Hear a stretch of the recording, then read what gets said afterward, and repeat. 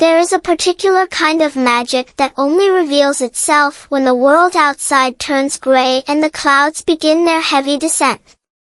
As the first rhythmic droplets tap against the glass, the car transforms from a simple vessel of travel into a floating sanctuary, a small amber-lit island drifting through a sea of indigo rain. Inside, the air is thick with the scent of old paperbacks, warm wool blankets, and the faint, sweet steam rising from a shared thermos of cocoa.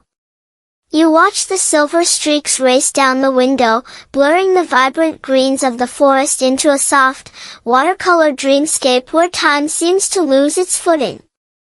There is no rush to reach the destination, the journey has become the destination itself. Within these four doors, the world feels small, safe, and infinitely quiet, save for the steady heartbeat of the storm above. It's in these hushed moments, watching a sibling sleep or seeing the soft glow of a dashboard clock, that you realize the most beautiful parts of a road trip aren't the landmarks you mark on a map, but the feeling of being completely tucked away from the chaos of the world, wrapped in the gentle, melancholy embrace of the rainy season.